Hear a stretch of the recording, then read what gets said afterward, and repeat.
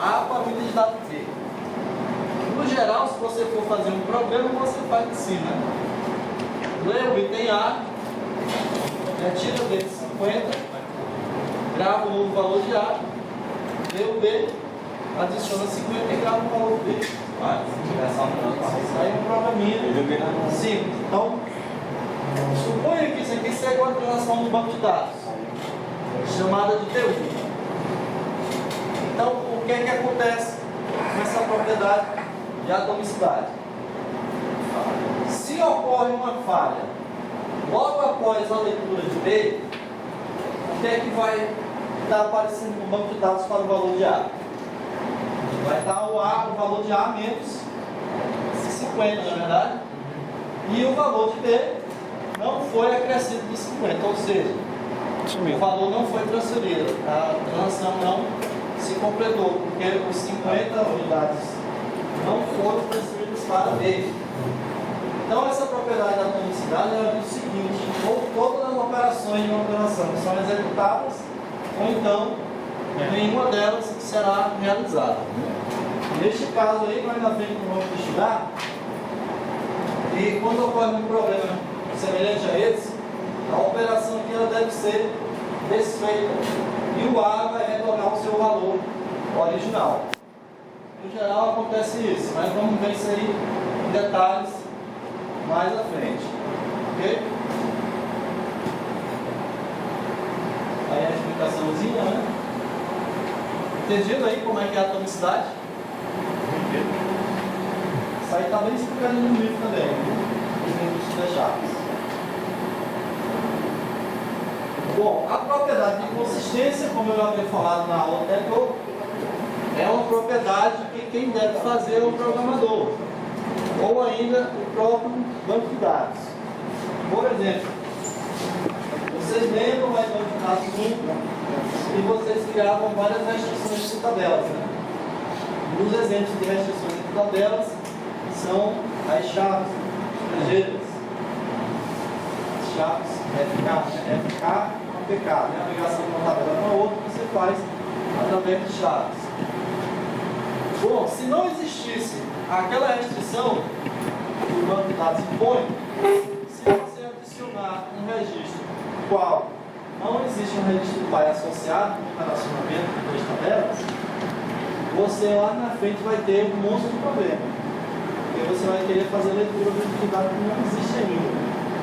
E aí vai gerar uma inconsistência enorme no sistema.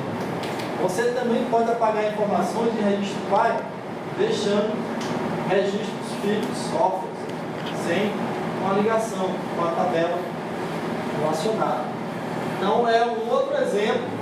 Neste caso aí é o próprio banco de dados que implementa, mas você que está criando as tabelas tem que dizer quem é a chave primária e quem é a chave estrangeira, para poder fazer a ligação. Ou seja, o programador, o cara que está desenvolvendo, é que coloca essa restrição. Se ele não colocar, não adianta de nada. Então, por isso que essa propriedade aqui ela é uma propriedade que ela é tarefa de quem está criando a transação ou quem está criando um banco de dados.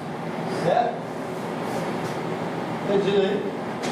Existem outras restrições que você pode fazer, né? Como aqui, por exemplo, antes de você fazer a leitura de A, você verifica se você pode tirar 50, né? Para ficar valor negativo, por exemplo. Existem vários testes que você pode executar. Bom, a outra propriedade é a durabilidade. A durabilidade é o seguinte: na ocorrência de falhas, as transações que foram executadas com sucesso, elas devem permanecer no banco de dados atualizado. Se as transações que foram executadas estiverem com sucesso, quando o banco de dados voltar ao ar novamente, elas devem estar lá todas intactas. Bom, essa questão da durabilidade, também eu falei na aula passada, que é uma tarefa do sistema de recuperação. Esse sistema de recuperação eu vou estudar ainda daqui a 2 capítulos. Nossa terceira prova. Estou deixando para frente, né? Bom, a propriedade de isolamento, ela diz o seguinte, né? Quando a transação está em execução, o banco de dados tem que dar a entender para a transação que está executando que ela está executando sozinha. Não tem nenhuma outra transação no sistema. Ou seja, todos os itens de dados estão disponíveis para a transação utilizar. Mas nós sabemos que na prática não é bem isso que acontece. Né? Existem milhares de transações que estão rodando ao mesmo tempo e elas estão concorrendo ao mesmo item de dados, assim como acontece no sistema operacional, né? Quando vários processos querem acessar o mesmo recurso. Vocês estudaram isso, né? Lembrado. Ficando com essa cara aí que você está falando.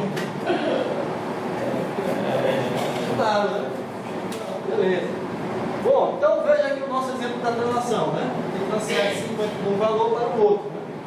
Suponha que no momento que ocorra essa atribuição aqui, uma transação T2, ela entra em execução. E essa transação T2 faz leitura de A de B. Né? Neste momento aqui, logo após essa atribuição, qual é o valor livre de A? O valor de A? Menos 50. Valor menos 50. Menos 50, né? E o valor de B?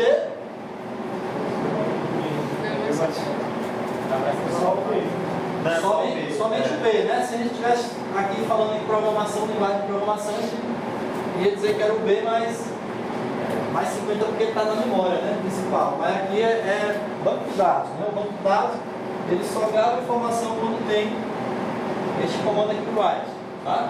Você grava lá no banco. Beleza? Então o A vai ler um valor novo e o B vai ler um valor antigo, né? Ou seja, vai dar confusão. Porque imagine que na hora da gravação de B ocorra um problema. Disco cheio, por exemplo, né? Que é uma coisa que pode acontecer, é fácil de acontecer. E aí D2 vai estar com valores que não foram efetivados. E aí começa a ter inconsistência no banco. Isso dá um problema enorme. Nós vamos também depois estudar técnicas chamadas de controle de concorrência, que é o próximo capítulo, que nós vamos ver exatamente como garantir essa propriedade de isolamento. Tranquilo? Muito fácil, né? Ixi, Maria. Foi? Pancada. Volte aí e passa de novo, só. Esse movimento aí foi ninja demais. Ixi, Maria.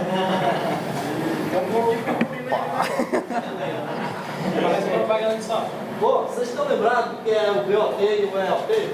Não. Eu não tô lembrando não, só. Diga, Maísa, você que estava conversando com o João ontem. Oh. Ah, Oh. Era eu que estava conversando com ela. Eu? sim, então mas eu estava tomando a atenção dela, né? Está lembrado que é o BOT e o ELT? BOT significa início da transação. Begin of transition. Transaction. Olha. E ELT é o fim da transação. Né? Bom, esse diagrama de status aqui é uma coisa muito semelhante àquela que vocês estudaram na SO. Eu vou falar muito aqui de coisa da SO, porque falei muito que é bastante semelhante, né? Você lembra disso aqui lá? Eu lembro disso aí. Distribuído. Aí é só por isso aqui não. É porque. SO era Gess, é? Esse capítulo lá. Era o Gess, é? Já tá lembrando de SO. É não, É rapaz. o último é que fica, vai entender? Era o Vinícius. Não tá dentro de implicância, essa não Isso aí tá com mais de ano, tá já. fumando também. Bom, então veja que o que está em verde são os estados que uma transação pode estar. Uma transação pode estar ativa, pode estar parcialmente efetivada, pode estar efetivada, finalizada e também pode ocorrer uma falha. Como uma transação ela se inicia a execução,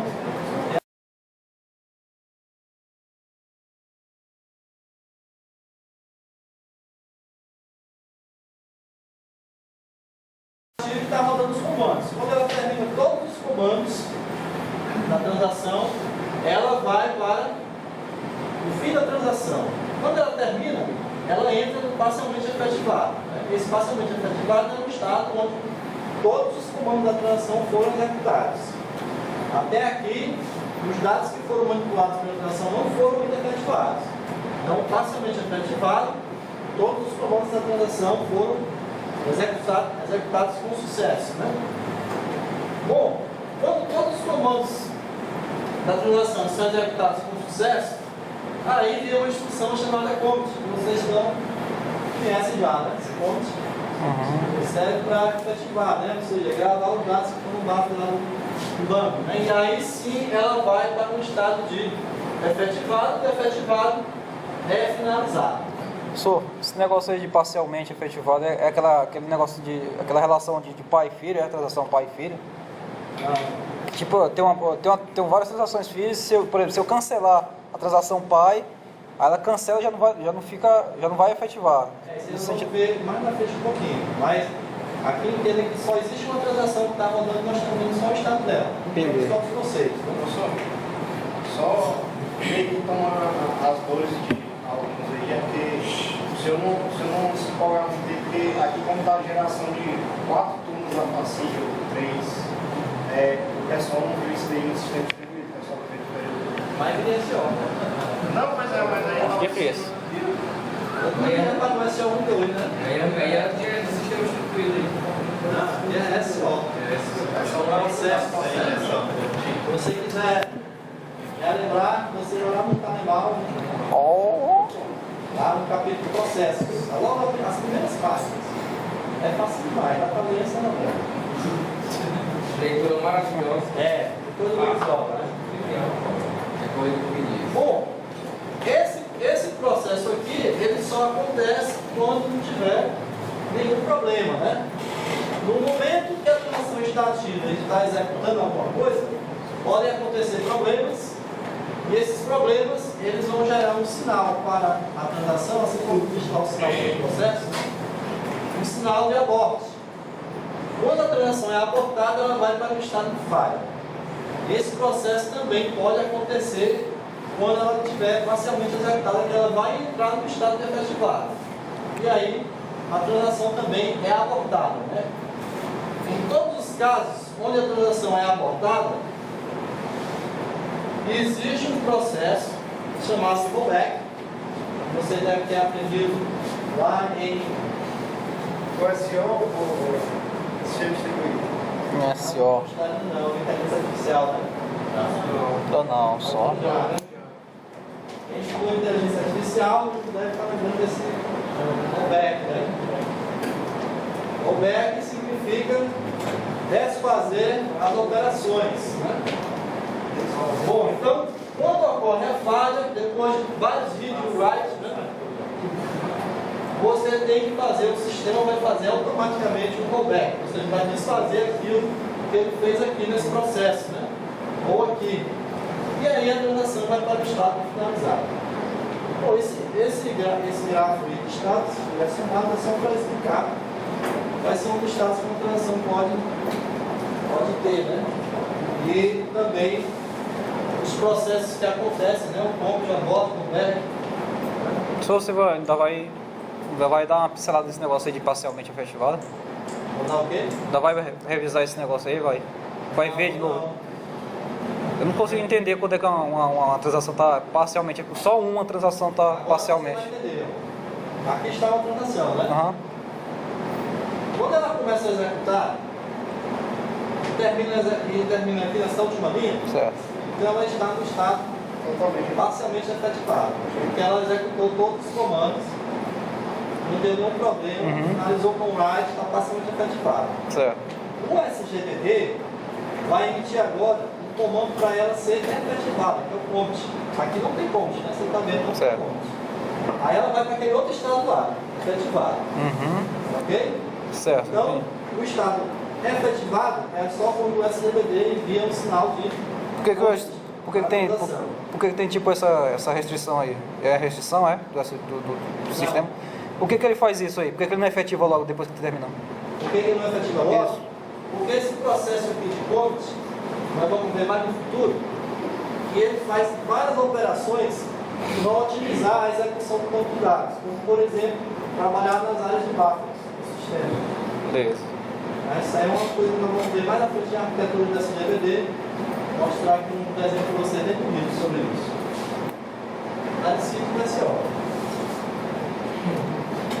Bom, isso aí seria mil maravilhas se existisse somente uma execução do sistema, uma transação por vez, né? Ia ser uma maravilha, né?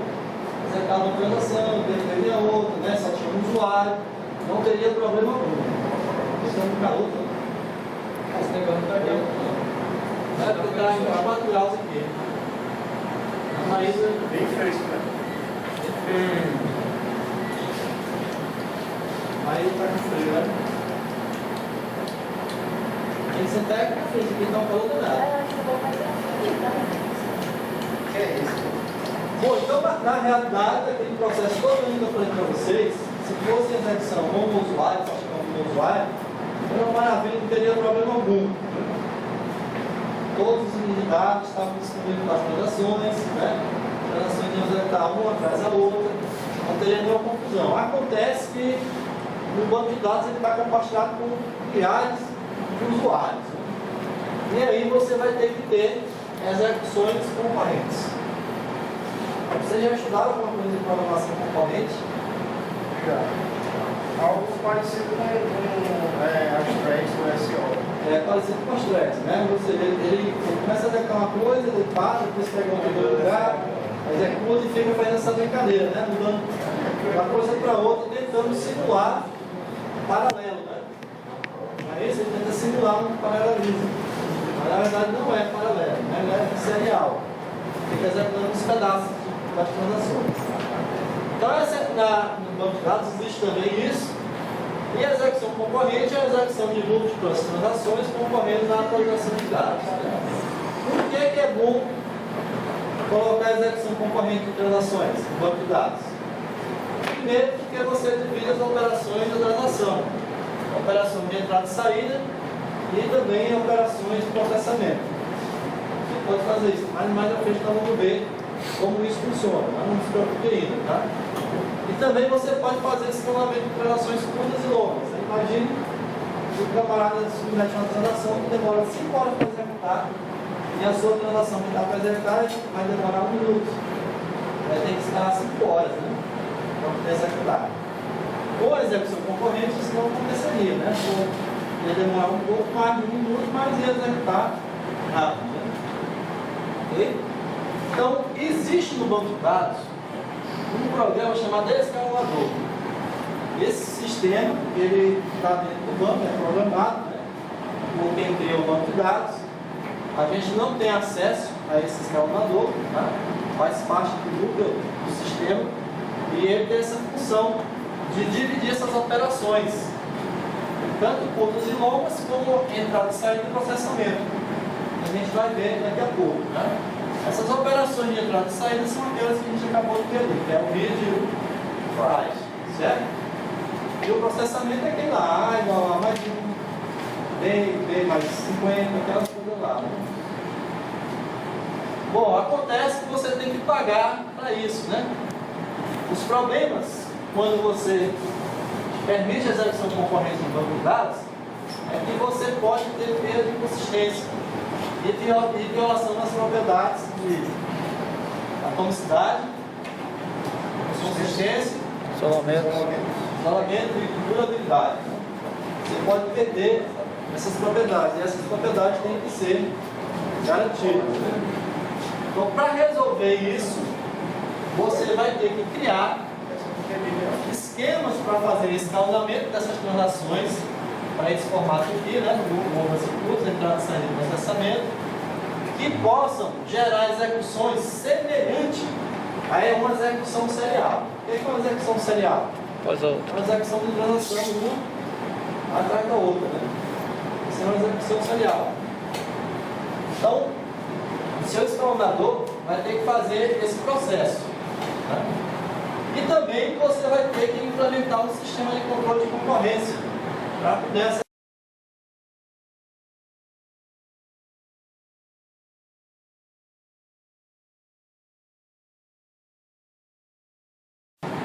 E esse aqui nós vamos ver agora. Bom, a tela também é feia, mas tomara que entenda, né? Bom, vocês estão vendo aqui do lado esquerdo que existem duas transações, né? Essa daqui é a transação T1 e esta aqui é a transação T2, né? Vejam aqui que existe agora uma instrução COMIT. Né?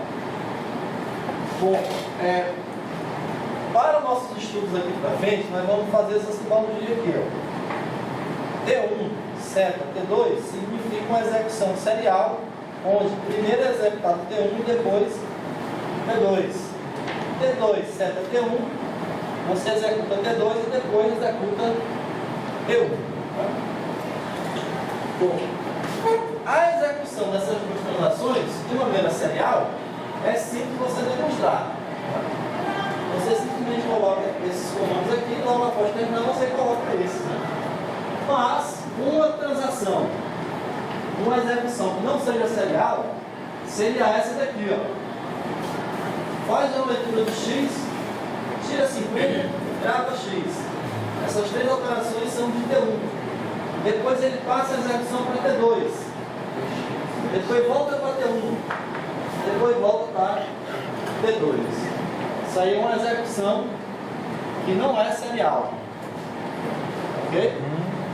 Das duas Só transações. tem uma coisa que eu não sei se é faz uma verificação de consistência para saber se o resultado de fazendo um cálculo que o cara faz, né? Que é para saber se você executando primeiro a T1, depois a T2, aí depois a T2 para T1, saber se o resultado vai ser consistente, né? Nós vamos já ver isso, mas o resultado não garante que seja serial. Nós vamos já demonstrar isso, né? Então, por exemplo, nem sempre, né? Nem sempre dá. Então, vamos ver isso mais na frente. Bom, aqui está outro exemplo de uma execução que não é serial, né? Começa aqui em T1, vai para T2, depois volta para T1 e volta para T2. Né? Ok? Tranquilo? Bom, por que eu fiz assim? Né? Isso aí você pode fazer de qualquer jeito. O sistema, ele executa. Aqui é só um exemplo bem simples, que na memória lá no sistema só existem duas transações, mas na realidade, com essa GBD, com milhares de transações rodando. Imagine o cálculo que ele faz para poder ficar fazendo esses troços aqui, né? É um trabalho enorme, né? De escalonamento de transação.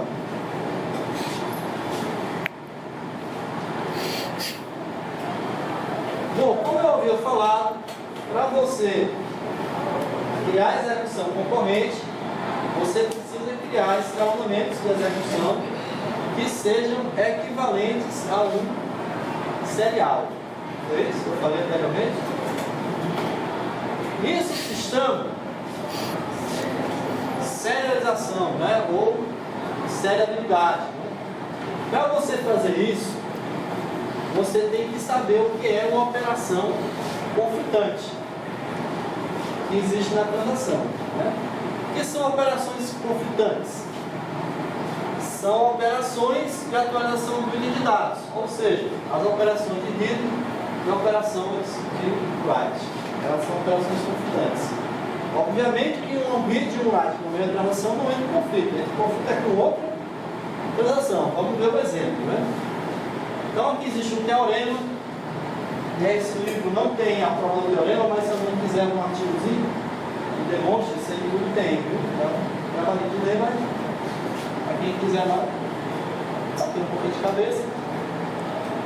Um escalonamento, ele é serial quando, para cada transação tesão, né, as operações de T são executadas de maneira consecutiva. Isso aí a gente viu, né? Design anterior. Então o problema que você tem que resolver agora é o seguinte, é determinar um escalonamento não serial, como esse aqui, ó, não é serial, também não é serial, que seja equivalente a um serial.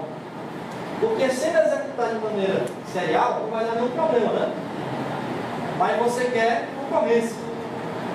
Só que você tem que executar as transações de concorrência de maneira que seja equivalente a um serial que não dá problema. Certo? Então essa é a tarefa do banco de dados, do escalonador, né? Fazer isso. E você fazer isso é o que nós vamos estudar a partir de agora. Fazer equivalência de escalonamento. Você cria um escalonamento serial, você vai ter que criar um equivalente que não seja serial.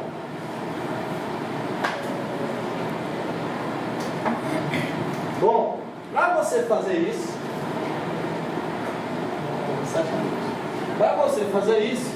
você vai ter que trabalhar exatamente em cima daquelas operações confutantes que a gente viu no conceito claro.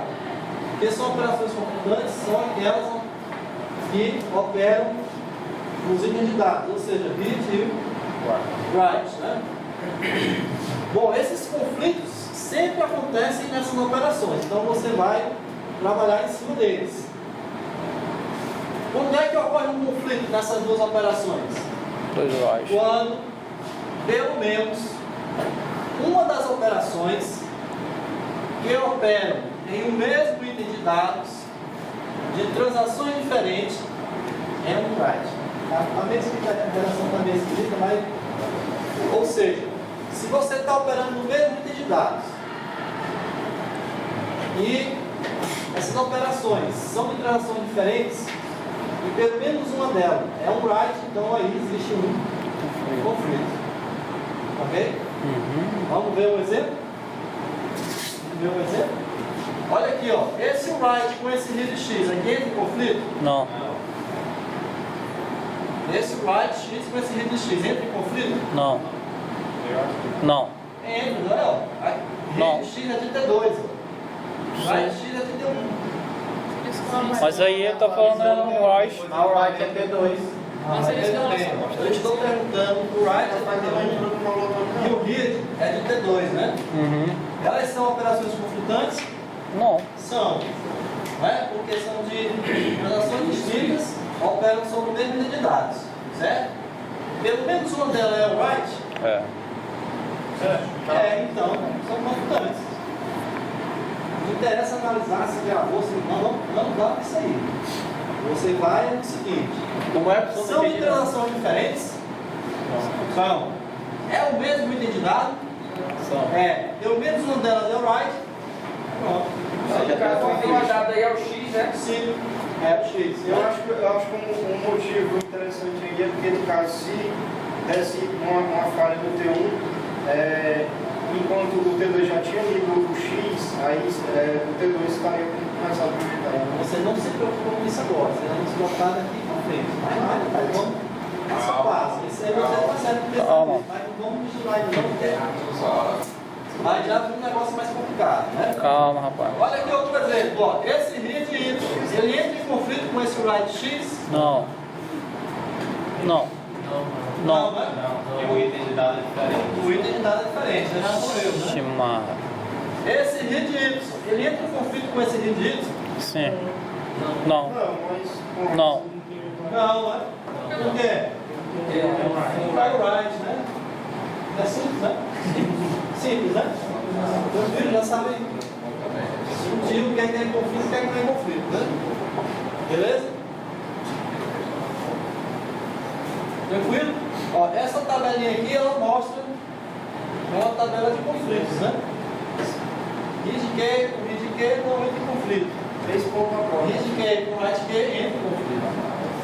Isso aqui é de TI, isso aqui é de TJ. Daqui para frente, pessoal, vamos trabalhar muito com essa matemática cheia de letras. Vamos se acostumando. TI, H, J, tem um monte de coisa, né? Símbolo aí de sinistro. Próxima aula. Bom, na próxima aula, Nós vamos ver agora a equivalência de conflitos. Só para botar a curiosidade de vocês, né? Ó, vejam aqui esse escalonamento. Esse escalonamento aqui ele é serial. Esse escalonamento aí. Não, mas aqui o TT1 morreu, mas aqui o TT2 morreu. Então, um atrás do outro. Esse aqui também é serial.